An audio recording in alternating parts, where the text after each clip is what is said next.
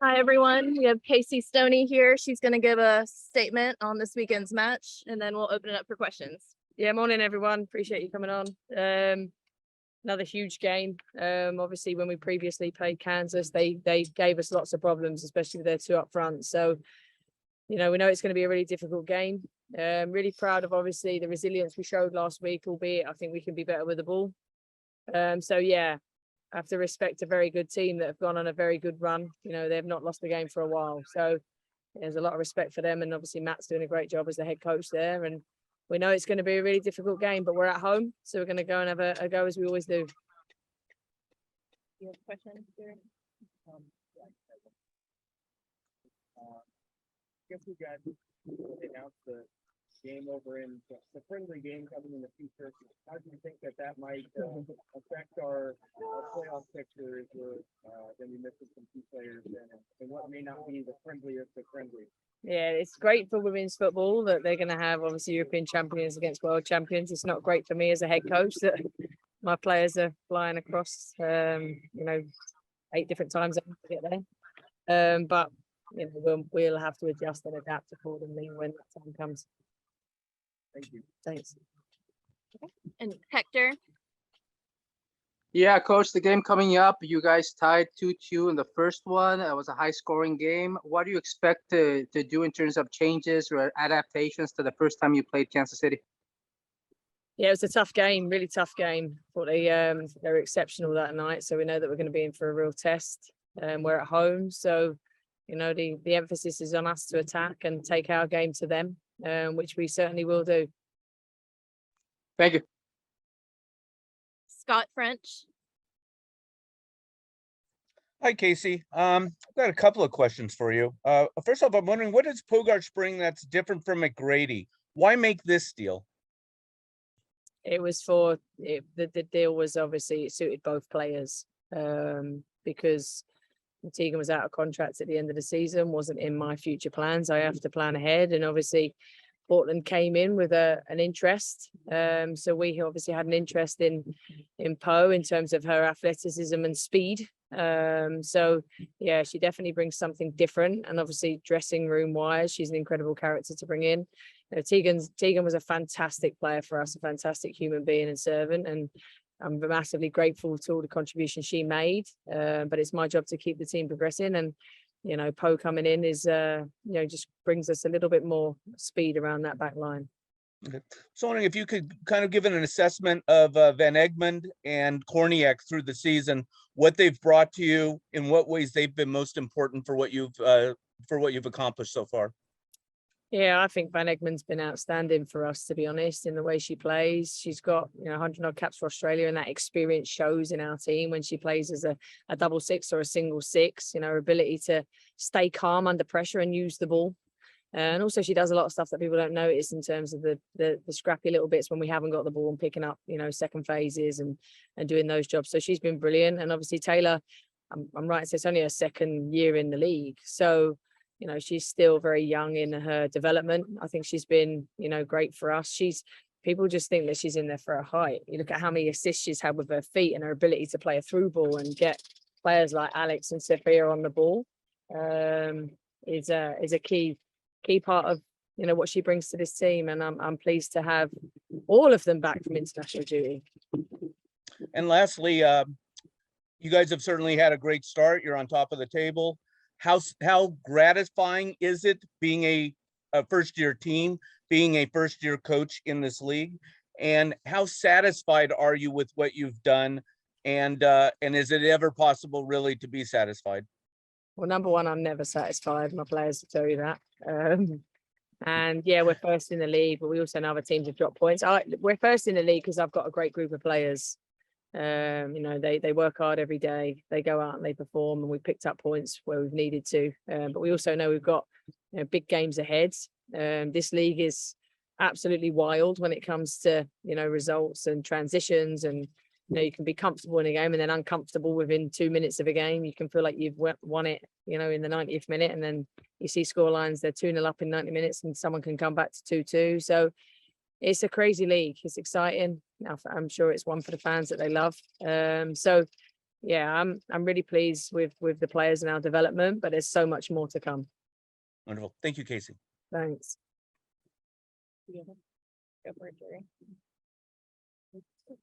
One more question. Obviously, we don't have Abby this week. What adjustments have you made in her absence? Yeah, I don't have to make any adjustments. Kaylee Reel's been outstanding when she's come in this season, so you know it'll be the same again. Taylor Vincent. Yes, Casey. We have a couple of weeks left in the trade window. Is the Wave looking to add any more depth to the team, or are you guys pretty much set for the year? Our eyes are always open. We're always looking, but it needs to be the right player at the right time with the right opportunity. So, you know, we'll just continue to do as we're doing at the moment. If anything comes up, you'll be the first to know. Thank you. Thanks. Stephanie. Hi, Coach. I have two questions. The first of which is, I saw that you were really emotional over England's win. You were crying tears of joy. And it's been 56 years of hurt. It looks like it's finally come to an end, at least for the women. And I know that you went through a lot as a player. You didn't actually go through the most ideal circumstances. And do you feel that everything you went through was worth it? Yeah, and I think that's where the emotion came from. You talk about 56 years of hurt. The game was banned for 50 years in England. Women weren't allowed to play on, you know, on pitches. And the game in England is very different. You know, I come here every day and I see young girls playing soccer and it's encouraged. It's part of the culture here. It's definitely wasn't that way. It's changing in England. Has it changed fully? No, you still don't. You have 1 hour of physical education and PE at school. Girls still don't play football in school. So, you know, when you grow up your entire career being told you shouldn't be doing something just because of your gender, then you're treated as a second-class citizen in most of the clubs you've been to, and you're not allowed to use facilities, you're not allowed to use pitches. It's really, really difficult. So yeah, I cried because I know that all those that paved the way for me made a huge difference, and then hopefully my generation made a difference to those that went out there on the weekend and won. And I think I was more emotional because I'm a mum now. I've got 2 little girls and I've got a little boy, and I want him to grow up knowing that they're his equal, and I want them to grow up with the same opportunities as him. So yeah, I think it was a huge moment, just not in football, but in society in England. And congrats on that win. And I do have one more question, and that is, did you eventually buy the players that pizza?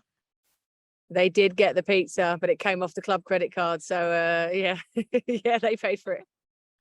All right, thanks. Thanks. Jackie. Thanks. Hey, Casey, had a few questions for you. Appreciate you taking some time this morning, but kind of speaking on that note of just, you know, the challenges in England and what that was like playing there, but just in general, when you think of the growth of the Wave and then of course, women's soccer in the NWSL, I guess, what kind of standards do you hope for, just, you know, to keep growing and excelling in that area of just, you know, player conditions on the field or off the field? I guess, what would be like your ideal vision of what quality standards would look like there? Yeah, and the thing is, I've experienced both sides now, you know, in terms of being a player in England, a coach in England, and now a coach here. And, you know, we all know the stories that have come out of this league that are completely unacceptable, that players should never, ever have to face and go through. And players had different challenges in England that they still shouldn't have to go through, you know. So all I can hope is that we continue to have, you know, background checks on all coaches, that clubs do their due diligence on their staff, that they are resourced to the very highest level, you know, in terms of training facilities, medical care, and also attitudes towards players. We're here to facilitate and help and develop players. We're not here to scream, shout and bawl at them. There's a time and a place to make sure that standards are raised, and how you do that's really important. But a player should feel safe in any environment that they go into. And my hope is that we have a safe environment that can be psychologically safe, physically safe, medically safe for all players, that we move into a new stadium on the 17th of September, that we can get record crowds there every single week. You know, we can bring huge crowds in, and that we can continue to grow this game, because it's, you know, it can do so much for not only women, but society. And obviously within this local community, there's not a huge amount of sporting teams. So we have to capitalize on that and make this community fall in love with the team. And they can do that if they believe in it, and if the players believe in it and they're invested in it, which I wholeheartedly believe they are. Yeah, definitely. I appreciate you sharing on that. And then just also too thinking about kind of just the return from this recent break. How do you just feel like your team is finding that rhythm as players are just settling in a little bit more? And then of course, along with adding those players such as Poe and Jaden as well. Yeah, it's obviously difficult. Something I've never experienced as a head coach is playing through FIFA windows. That doesn't happen in Europe. You keep your team, and something you have to plan for on your roster is that you're going to continue to play through FIFA windows. It's difficult because players play really well. Team wins, they go away. Players come in and do really, really well. And then those internationals come back in and they're back in the team. So emotionally for those players that have filled, the team during that time and done exceptionally well, that's a challenge. That's a challenge for me as a head coach. It's a challenge for them as players. But, I think if you're really clear about everyone's role and their expectations and you continue to make people feel valued, they're still going to have their challenges. They're still going to struggle. They're still going to, because ultimately everyone wants to play. But my job as a head coach is to pick 11, and then make sure that I put the game changers on that can change the game. And I've got 25 on my roster. I can't play everybody, and knowing that I'm going to emotionally impact on those players every single week and how I support them is important. And I'm not always going to get it right, Jackie. I'm going to get it wrong from time to time. And I want my players to tell me when I'm getting it wrong so that I can help them. That doesn't guarantee that I'm going to play them, but it means that I can help support them in any way possible, because it's a game of emotions. Every little girl picks up a ball because they love the game. They don't stop loving the game just because they get paid for it, So it's looking after that side of it. It's a huge challenge, but we obviously managed to get a result in adversity last week. We need to build on that now. We've set our standards in terms of our mentality. Now we need to set our standards in terms of the way we use the ball. Yeah, and last question for me, just kind of, you mentioned like coming off your last just road win. I mean, what are some of the areas that you're working on with your team to just continue to stay on that route? As I know you mentioned the last time you played the Current, it was a draw. So yeah, we need to use the ball better. We know that. We scored a goal, we created a couple of chances. They created, obviously, Chicago put a lot of pressure on us. I think the huge part for us was the way we defended our box was immense. So we need to build on that. And then how we use the ball, how we're patient in certain moments, how we can keep the ball for longer periods is something that we really need to focus in on and work on. Definitely. Thanks so much. Appreciate it. And see you on Sunday. Thank you. Any other questions? No? Okay. Thank you, Casey. Cheers. Thank you, guys. Thanks. Oh, wow. There you go. Okay, everyone, we have Naomi Girma and Katie Johnson here. They're both going to give a short statement about the game this weekend, and then we'll open it up for questions. So Naomi, if you want to go first, just a couple sentences on your thoughts. Yeah, I think this weekend's game was a hard fought battle for us.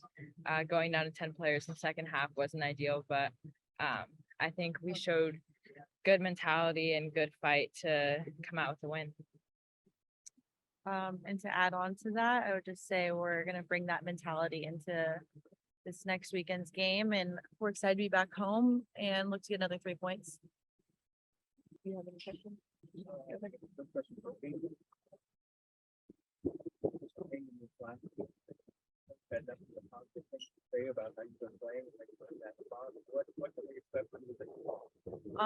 Probably just that same mentality of just go in and try to make a difference and give everything I have when I'm on the field.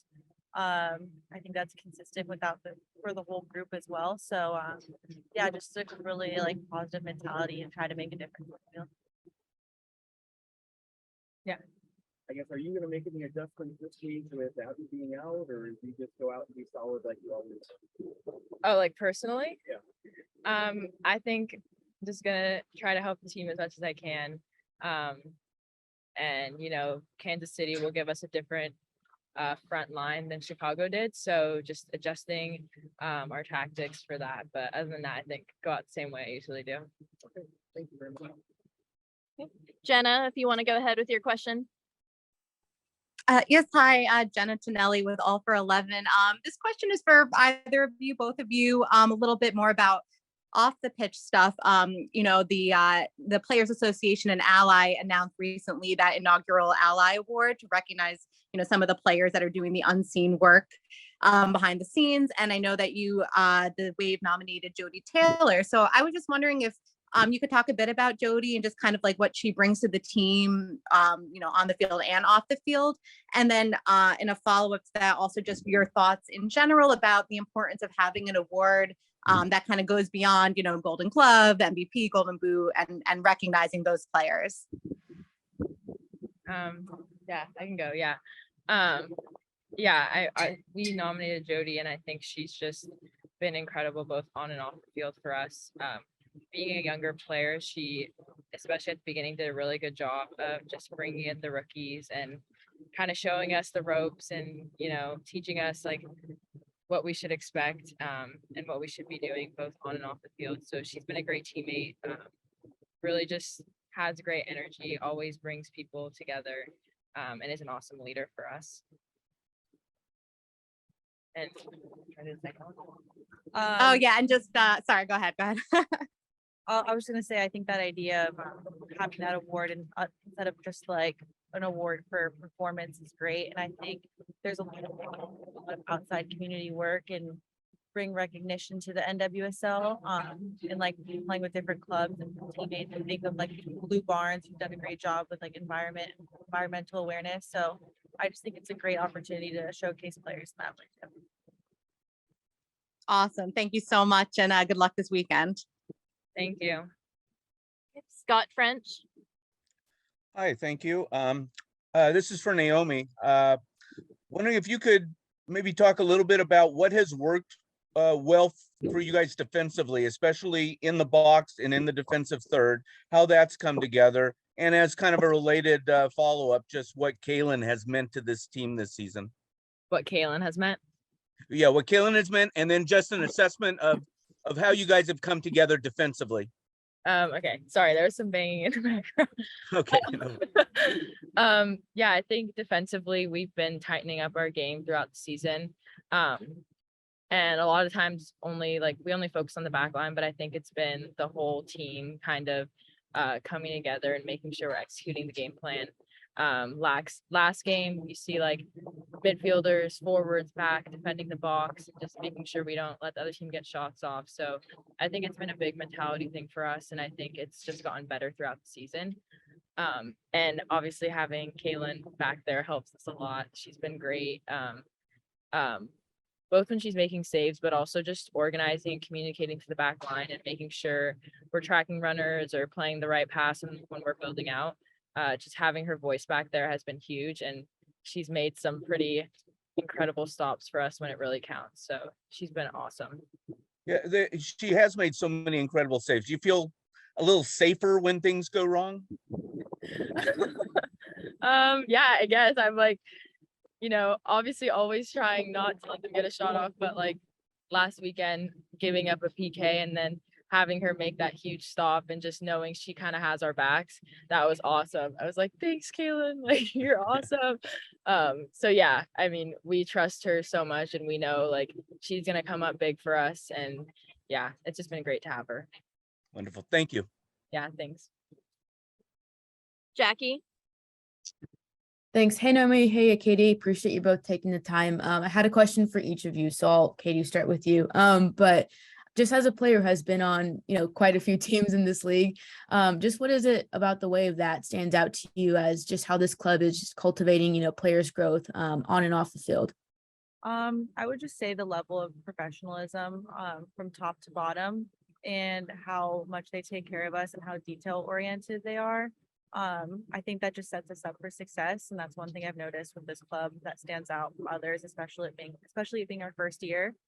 You just kind of like, you can see that even though we're a first year team, I think people didn't expect us to do that well, but like we are performing well because they've taken care of us and we've been able to put in the work on and off the field and cultivate a really good group of girls. Yeah, definitely. And then for you, Naomi, just when you think about kind of the growth as a whole with the Wave, just what type of legacy do you hope to kind of have in your rookie year with this club as you just think about it throughout the season? Yeah, I think being our first year, just wanting to make a big impact. And I think for us, it's really important that we're making an impact on the field, obviously performing well, but also off the field in the community, starting to like interact with different groups and just show that we're here to, create a positive impact and not just to play soccer. Definitely. And then, okay, I promise last one for whoever wants to answer this, but and just talking about some of the, tactical adjustments, of the game, how do you just feel like the team is kind of finding that rhythm again, following the break of just what it's like to continue to just see players settle in and just adjust there? I would just say that we have depth, and I think that's what really shows throughout this season, and having girls rotate in and out pretty seamless, I feel like, in that transition. So I think that really shows how good our team is. Yeah, I think a lot of players stepped up during the break too, and that was huge to get points. And then now with everyone back, I think just continuing to, get points and hopefully stay at the top of the table. Definitely appreciate you both and see you on Sunday. Thank you. And do we have any other questions? Okay. All right. Thank you both for joining, and thank you all for jumping on the call. Thank Thanks. you. Thanks, Bernie.